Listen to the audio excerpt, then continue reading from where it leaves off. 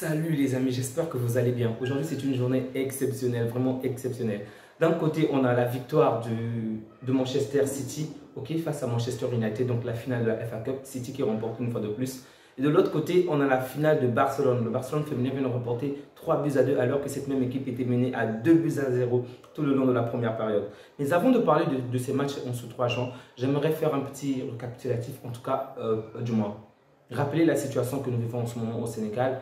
En tout cas, j'espère que les choses vont se calmer et que Dieu va vraiment intervenir afin que la paix, la justice et le calme s'établissent vraiment dans ce pays. Un opposant politique a été condamné pour 2 années de prison. Du coup, il y a pas mal de manifestations, de bagarres entre les jeunes, majoritairement, ainsi contre la police, contre la gendarmerie. Donc, c'est assez chaud dans le pays en ce moment.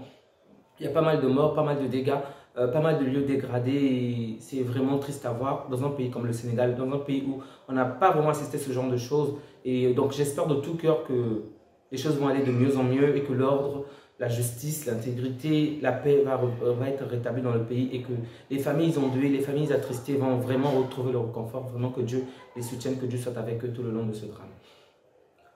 Maintenant, parlons un peu du match, de bonnes nouvelles. Avant de parler de City, j'aimerais un peu parler du Barça féminin, d'accord?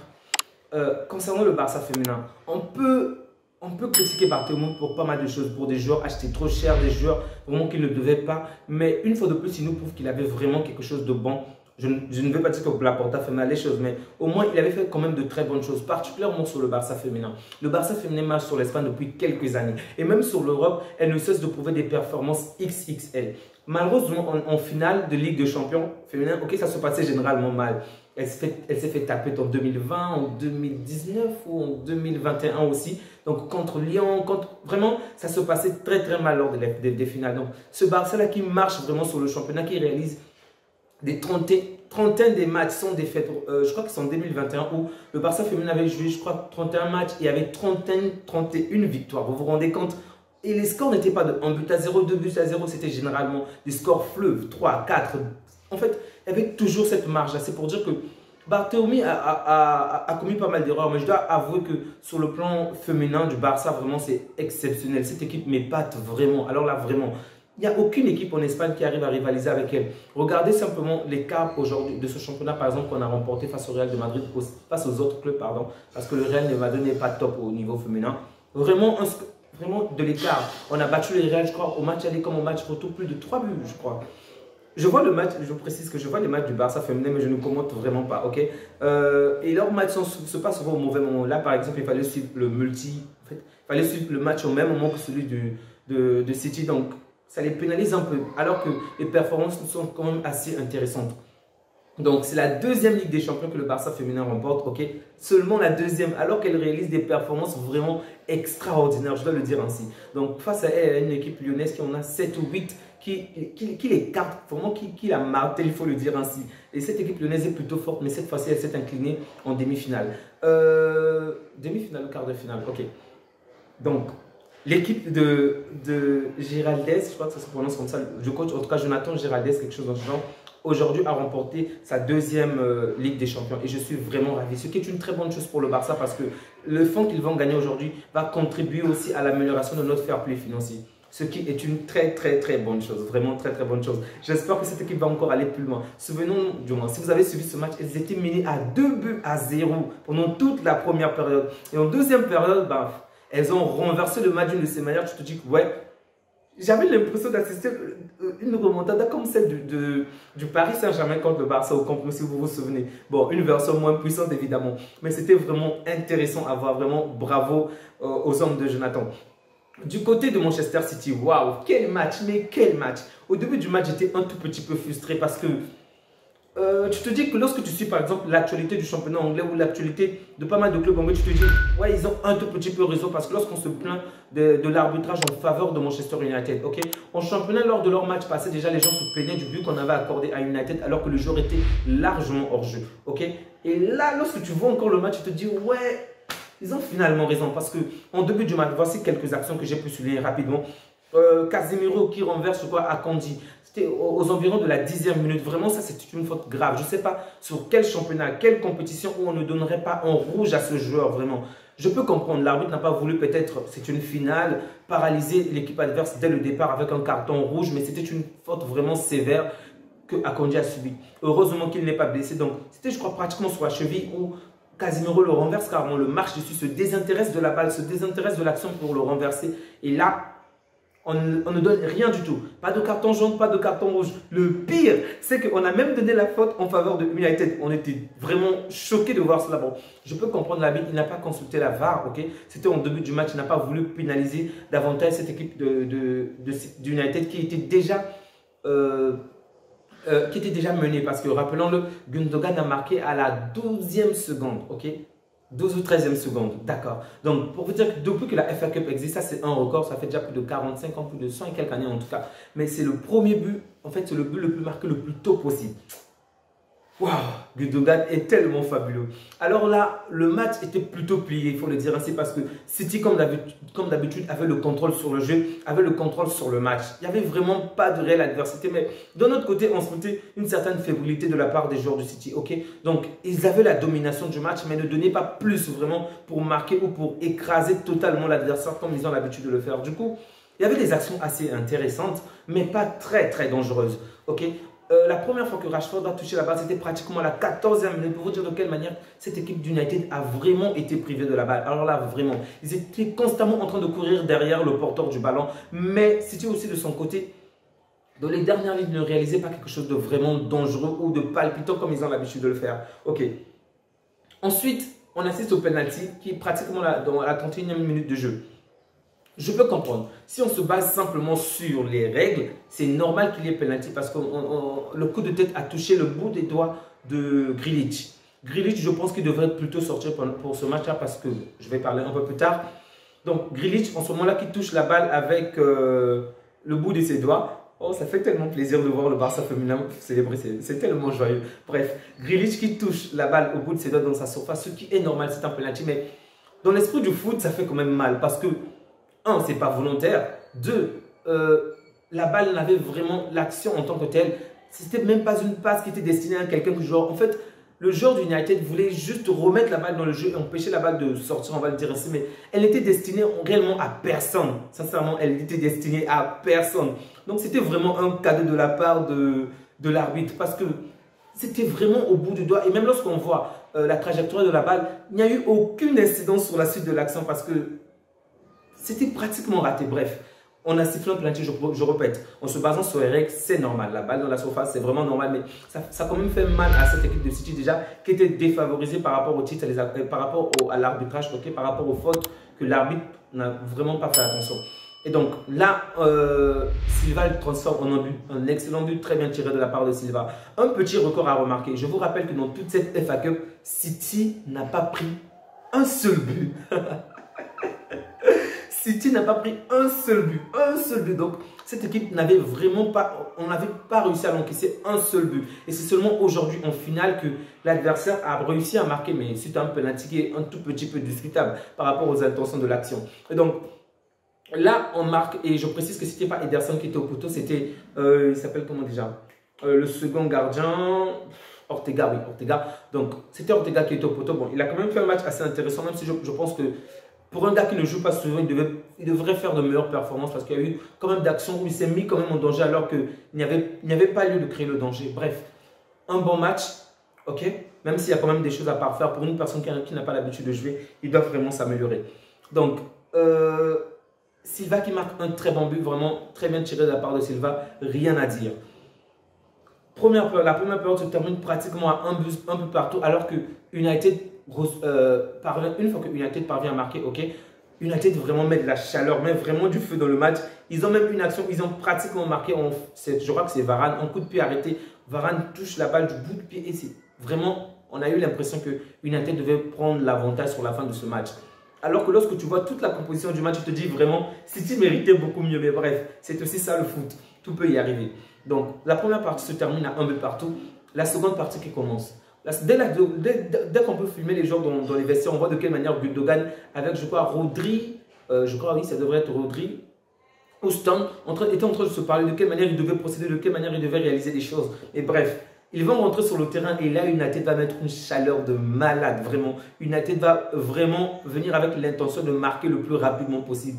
Et là, les hommes de Pep les font calmer, vraiment. Ils calment la balle, ils calment le jeu, ils parviennent à revenir vraiment dans le jeu et à reprendre l'avantage du jeu. Dans l'ensemble du match, c'est comme d'habitude, lorsqu'on voit l'équipe de Pep, c'est toujours lui qui domine, l'adversaire est étouffé, l'adversaire souffre. Donc, dès que vous avez la moindre récupération de balle, ils sont dessus. Dès que vous parvenez à gagner du terrain, bah, eux, ils vous piquent vraiment dans le dos et ils sont directement dans votre dos. Vraiment, ce jeu de Galtier fait, excusez-moi, ouf, quel massacre. Ce jeu de Pep fait vraiment plaisir à voir, c'est tellement plaisant à voir, vraiment. Cette équipe, ces supporters de City qui sont souvent calmes, on va dire presque morbides, qui ne se lèvent pratiquement pas, ils sont là, mais ces dernières années, on sait de quelle manière ils prennent vraiment, on va dire, du courage, du feu, de la volonté, parce que Pep les fait rêver. Pep accomplit vraiment des choses extra avec cette équipe et c'est vraiment à féliciter, vraiment de très bonnes choses de la part de Pep. Donc, ils reprennent, excusez-moi, la domination du match. Même si en seconde période, on sent que United montre un meilleur visage, ok, il faut le dire ainsi. United a montré un meilleur visage par rapport au début du match. Donc là, il parvenait à se créer des actions. Désolé, je suis en train de rechercher ma page que j'ai perdue. Donc, il parvenait vraiment à créer un peu plus d'action, un peu plus de jeu. Mais on va une fois de plus les calmer un peu de temps après. Je crois que ça devait être 5 ou 6 minutes après la seconde période. Un coup de pied arrêté. Donc, De Bruyne qui fait la passe à Gundogan qui frappe à nouveau. Vraiment, les deux buts à l'extérieur les deux buts de Gundogan ont été marqués hors de la surface. Et c'était des volets du pied. Vraiment, le premier but, je crois, avec le pied gauche, le pied droit, le deuxième avec le pied gauche. Bref, en tout cas, il a alterné pour les deux buts. Magnifique à voir, vraiment ce joueur-là exceptionnel. J'ai hâte qu'il vienne. J'ai vraiment hâte qu'il rejoigne le Barça. J'ai vraiment, alors là, vraiment hâte. J'aurais souhaité voir, par exemple, d'autres joueurs jouer, mais je peux comprendre Guardiola. Il les garde pour le 10, puisque le 10, il y aura la finale de la Ligue des Champions entre l'Inter et City. J'aurais vraiment aimé voir, par exemple, Mahrez, voir le jeune ouf, j'oublie son nom, bref.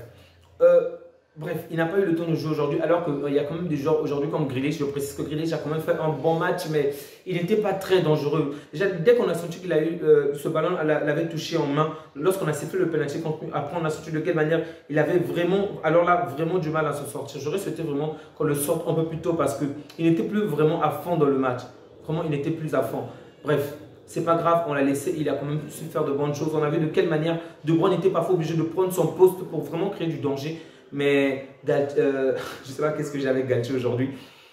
Mais Pep lui fait tellement confiance que Pep l'a laissé jouer et son équipe a finalement remporté. Vraiment bravo aux hommes de Pep. Foden, une fois de plus, qui entre avec le peu de temps de jeu qu'on accorde, qui parvient toujours à créer du danger, à vraiment créer des choses exceptionnelles. Vraiment, cette équipe me fait tellement plaisir à voir. Il n'y a pas que les victoires en fait. C'est vrai qu'il gagne et c'est plaisant à dire que l'équipe gagne. Mais en dehors de ça, lorsque tu vois le jeu, tu ne peux qu'être ébloui, tu ne peux qu'être épaté. C'est vrai qu'il y a la patte catalane, la patte barcelonaise qui est là, mais c'est juste exceptionnel. Vraiment, c'est très beau à voir. D'un autre côté, vraiment bravo à Pep pour la première fois. Il est au Manchester City depuis pratiquement 6 ou 5 années, excusez-moi, 6 ou 7 années.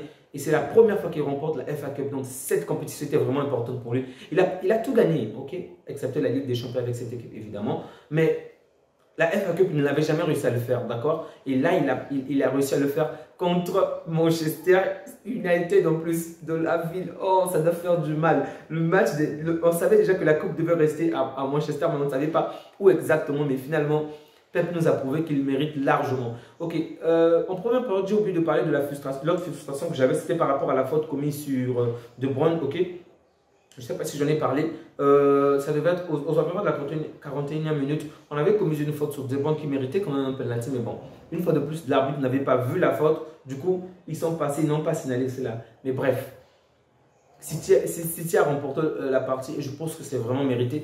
Moi, j'aurais vraiment trouvé cela dégueulasse que Pep puisse perdre ce match parce que avec toutes les performances que ces joueurs réalisent vraiment, c'est tellement beau à voir que, bref, on ne peut qu'être satisfait de voir cet homme-là aller encore plus loin. J'espère que contre Inter, ça sera en tout cas un meilleur match évidemment et avec de meilleures performances. Du côté d'Haaland, ok. Dans l'ensemble, cette équipe a été bonne, je dois le dire. Que ce soit Rodri, que ce soit De Bruyne, Gundogan, que dire? De la majeure partie des joueurs, je les ai trouvés vraiment excellents. Sans oublier Walker, bien évidemment, qui a tué Rashford dès le début du match, qui les a fait comprendre que vous avez beau être jeune, les Sancho, vous avez beau être jeune, fort, je suis le papa Walker, la vitesse est à moi. Vraiment, ce mec-là est très fort. Pour son âge, il m'épate encore la vitesse avec laquelle il parvient à dépasser les joueurs, les rattraper, reprendre la balle et reprendre l'avantage. Alors que par rapport à ce joueur, déjà en termes de masse, il a quand même assez plus de masse qu'il est beaucoup plus vieux que. Donc, en fait, tout est contre lui, mais au final, c'est toujours lui qui remporte les duels. Vraiment, il m'épate. En dehors de lui, oui, je devais parler d'Haaland. Ok. Ces derniers temps, on parle déjà du Ballon d'Or, ok, qui sera remis certainement en janvier. Et là, tu te dis, est-ce que Haaland mérite vraiment le Ballon d'Or? Sincèrement, collectivement, évidemment qu'il le mérite parce que City va remporter pratiquement 3 compétitions. Ils ont déjà remporté 2 avec le championnat et la FA Cup, la Coupe anglaise. Et donc là, il ne manque plus que la finale de la Ligue des Champions qui vont peut-être remporter. Donc, collectivement, tu te dis, oui, il le remporte parce que il mérite de remporter parce que son équipe va loin. Mais individuellement, en dehors du championnat où il a étalé vraiment les performances avec le nombre de buts qu'il a pu marquer jusque-là, personnellement, non. Moi, je dis que non. Pourquoi? Parce que lorsque tu vas avoir des matchs importants comme aujourd'hui ou pendant les demi-finales de la Ligue des Champions, il est pratiquement inexistant. Je précise, je crois fermement que c'est le jeu de Pep qui l'oblige à être devant parce que comme ça, il arrive à canaliser sur lui pas mal de défenseurs. Ce qui empêche à ces derniers de remonter et de pouvoir facilement, comment dirais-je, se synchroniser avec les milieux du terrain. Donc jouer en avant, vraiment se projeter en avant. Je pense vraiment que c'est Guardiola qui lui demande de jouer ainsi. Mais il faut le dire, que ce soit des conseils du coach ou pas, dans le match, il est pratiquement invisible. Bon, moi aujourd'hui, si on me demande de donner le ballon d'or à un joueur, ben, je mettrais même Mbappé ou, même, ou encore Messi devant parce que individuellement, c'est vrai que collectivement, leur équipe, non, le Paris Saint-Germain n'était pas bon, ok, il faut le dire ainsi, mais individuellement, ces gars-là ont su faire la différence. On a vu de quelle manière, par exemple, lorsque la France succombait, Kylian Mbappé a renversé la tendance de le match. Il a comment explosé le match en marquant par lui-même 3 buts. On a vu de quelle manière Messi était important pendant toute la Coupe du Monde. Mbappé, évidemment, également, ok. Mais Messi qui est, par exemple, nommé meilleur joueur de la Coupe du Monde, tandis que Mbappé, meilleur buteur, ok. On a vu de quelle manière ces joueurs-là ont été impactants. Certes, en Ligue des Champions, ils n'ont pas remporté la compétition, mais lorsqu'on regarde les performances individuelles de ces joueurs, ben, ils sont pas mal, ok. Messi a quelque chose de plus de 17 buts, 17 passes décisives, 16 buts, ce qui est déjà bon, ok. Ça, c'est rien qu'en championnat, évidemment. En Ligue des Champions, je me souviens plus du nombre de buts qu'il a marqué, mais pas assez. Si on ajoute aussi la Coupe du Monde, il y a quelque chose déjà de plus.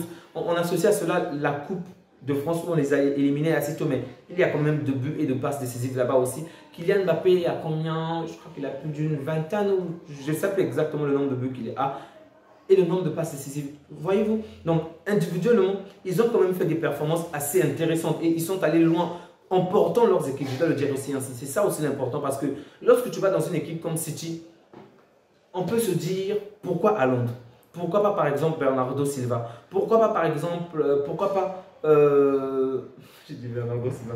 Pourquoi pas De Bruyne?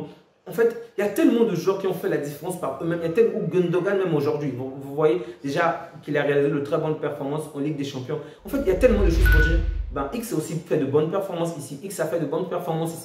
Bon, De Bruyne, on peut l'écarter parce que sa Coupe du Monde a vraiment été nulle. Il faut le dire ainsi.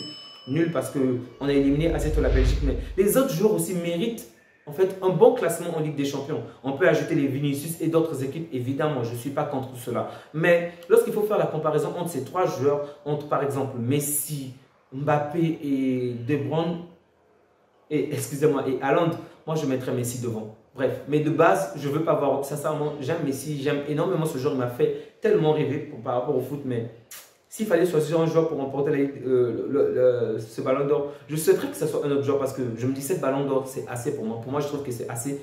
Quelqu'un d'autre pourrait le remporter pour qu'on puisse un peu changer. Un jeune surtout, parce qu'on a vu les Lionel Messi, on a vu les Cristiano Ronaldo, eux aussi quand ils étaient jeunes, dans cet âge-là exactement, l'âge de Mbappé, de Haaland, ils ont déjà remporté pas mal de ballons d'or. Donc ça me ferait aussi plaisir de voir le ballon d'or être donné à un jeune joueur parce que depuis un certain bout de temps, ce sont les vieux qui le prennent. Benzema, vieux. Modric, vieux. Messi, vieux. Cristiano, vieux. Il est temps que la nouvelle génération reprenne à nouveau ce ballon d'or comme ça se faisait autrefois. Bref, j'espère pour Haaland, il n'a pas pu être décisif aujourd'hui, mais j'espère qu'en finale de la Ligue des Champions, il pourra être plus décisif pour pouvoir remporter ce ballon d'or parce qu'il fait de très bonnes performances au championnat et même dans pas mal de compétitions, mais les matchs très importants, il disparaît complètement.